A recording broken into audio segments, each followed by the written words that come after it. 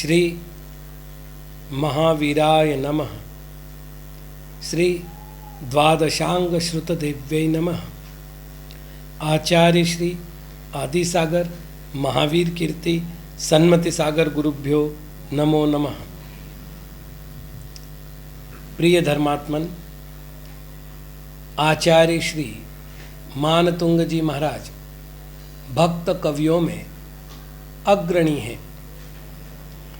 उनके द्वारा लिखित भक्तामर स्तोत्रम के अध्ययन में आज हम 15वें पद्य के रहस्य को समझने का प्रयत्न करेंगे। आचार्य श्री लिखते हैं, चित्रम किमत्र यदिते त्रिदशांगनाभिर्नीतं मनागपि मनो न विकारमार्गं कल्पान्तकालमरुता चलिताचलेन किं मन्दराद्रिशिखरं चलितं कदाचित्।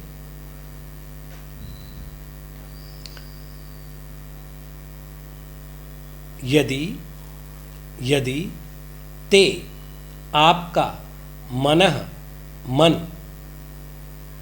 त्रिदशांगनाभि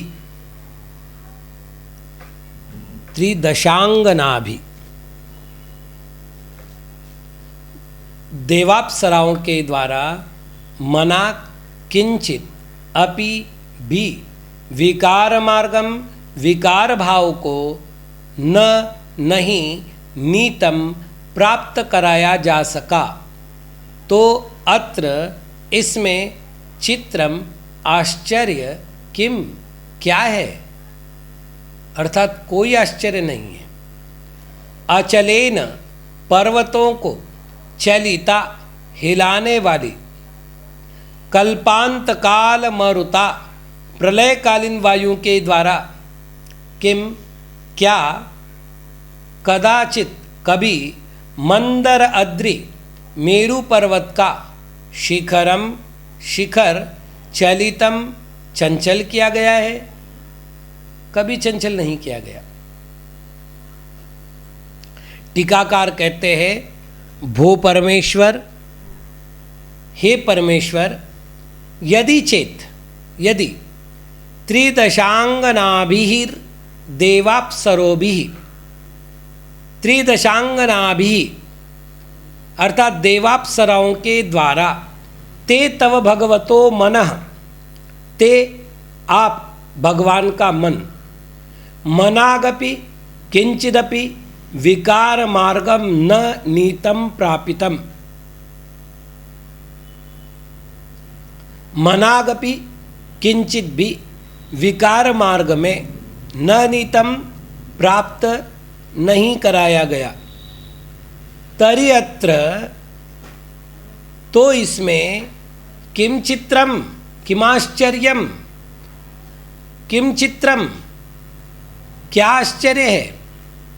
त्रिदशानाम देवानाम अंगनास्त्रिदशांगनास्ताभिः, त्रिदशों अर्थात देवों की स्त्री ही त्रिदशांगना है, उनके द्वारा, कुतः कारणात् किस कारण से, कल्पांत काल मरुता प्रलय काल वायुना, कल्पांत काल मरुता प्रलयकालीन वायु के द्वारा, किम क्या, मंदराद्रिशिखरम मेरु श्रृंगम, मंदराद्रिशिखरम मेरु पर्वत का शिखर, कदाचित चलितम कंपित होता है, अपितु न कंपितम इत्यर्थ, अपितु कंपित नहीं होता, यह अर्थ है। कल्पांत कालस्य मरुत, कल्पांत काल मरुतेन, कल्पांत काल की वायु को कल्पांत काल मरुत कहते हैं, उसके द्वारा, मंदराद्रे शिखरम, मंदराद्रि शिखरम, मंदर पर्वत का शिखर उसे कहते मंदराद्रि शिखर, कथम भूतेन कल्पांत काल मरुता, कैसी कल्पांत वायु के द्वारा चलिता विधुता, चलिता चलित हुए, अचलाह पर्वता येन सतेन, अचलाह पर्वत जिसके द्वारा ऐसी है। आचार्य महाराज यहाँ पर भगवान के गुणों का वर्णन कर रहे हैं। साधकों में अनेक गुण पाए जाते हैं, उनमें एक विशिष्ट गुण होना आवश्यक होता है जिसका नाम है धृति गुण, जिसे धैर्य गुण भी कहते हैं। इस धृति गुण के कारण से ही साधक धीर होते हैं। विकारों के निमित्त मिलने पर भी जो विकार को प्राप्त नहीं होते उनमें यह गुण पाया जाता है। जिनके पास यह गुण नहीं होता वे साधक नहीं होते, वे विराधक होते हैं। भगवान की अप्रकंप धृति ही इस पद्य का स्तुत्य गुण है। सामान्य साधकों के लिए भी एक पद्य पाया जाता है। देखी ने नव यौवना लेशन विषय निदान, गणे काष्ठ की पूतली ते भगवंत समान। नव यौवनवती युवती को देखकर जिनमें विषयों की अभिलाषा उत्पन्न नहीं होती, वे उसे काष्ठ की पुतली के समान देखते हैं, जानते हैं, मानते हैं। वे मनुष्य भगवान के समान होते हैं। सामान्यतया देखा जाता है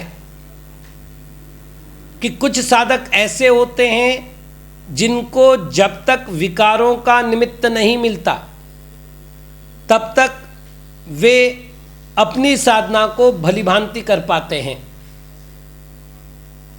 जैसे ही कोई विपरीत निमित्त मिल जाता है वे साधना मार्ग से च्युत हो जाते हैं।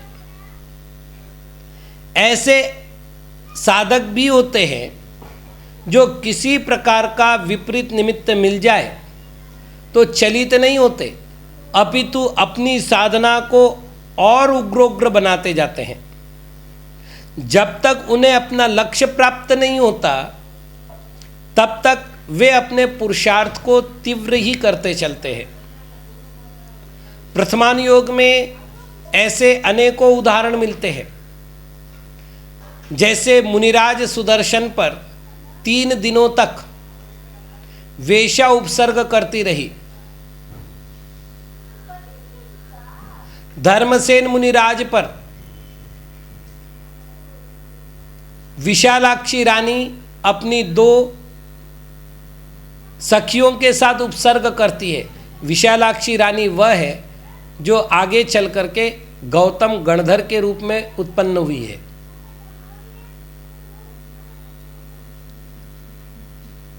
तो ऐसे सैकड़ों उदाहरण मिलते हैं। पद्म पुराण में रामचंद्र का उदाहरण अतिशय उत्कृष्ट है, जहाँ सीतेंद्र भगवान को अर्थात राम मुनिराज को ध्यान साधना से विचलित करने का प्रयत्न करता है और उसके बाद भी विकार भावनाओं का परित्याग कर चुके वे राम मुनिराज आत्मरस में निमग्न होकर केवल ज्ञान को प्राप्त कर लेते हैं। तो ऐसे जो साधक है उनमें भगवान अग्रणी साधक है। संसार में अनेक प्रकार के दोष हैं, उनमें काम वासना को सर्व प्रमुख दोष माना गया है। यह प्राणी मात्र को संकट में डालने वाला दोष है।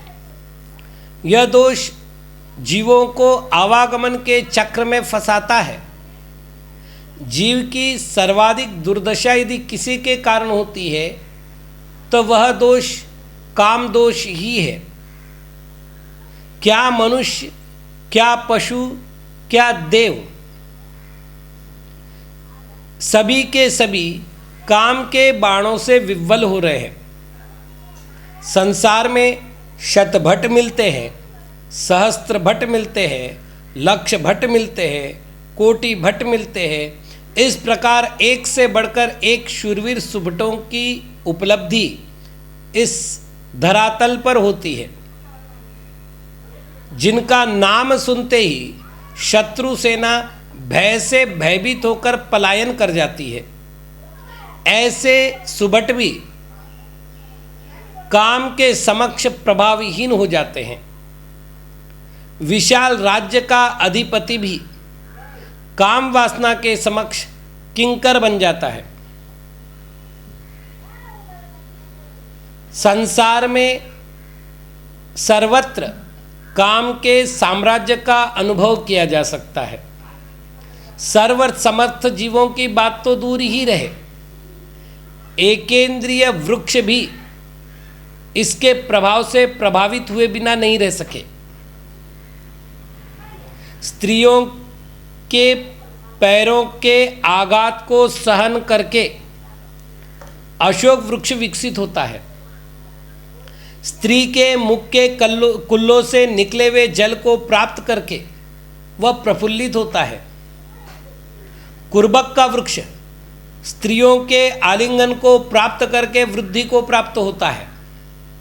तिलक का वृक्ष स्त्रियों की दृष्टि पड़ते ही खिल उठता है। काम वासना ऐसी अग्नि है जिसमें जलते हुए जीव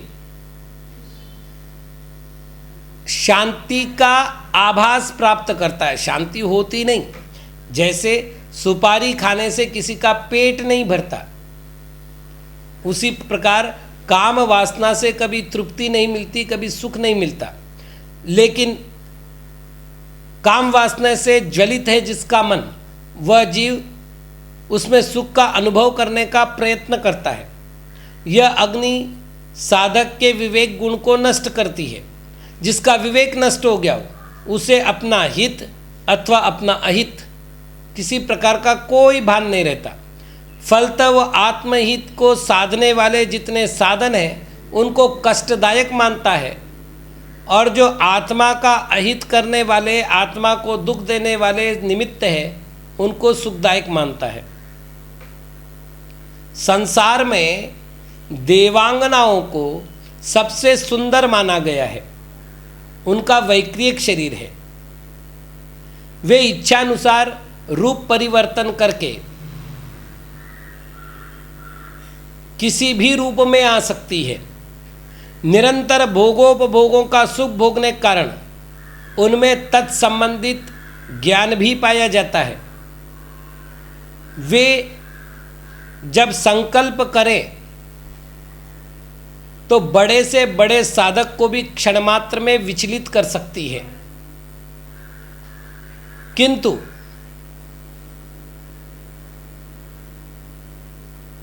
ऐसे समय में भी भगवान का मन उनके द्वारा विकार को प्राप्त नहीं कराया जाता। स्तुतिकार ने इसी स्तोत्र के चौथे पद्य में कहा था कि कल्पांतकालीन वायु से विचलित होने वाले समुद्र, जिसमें कि मगरमच्छ उछल रहे हो, उस समुद्र को अपनी भुजाओं से कौन तीर सकता है।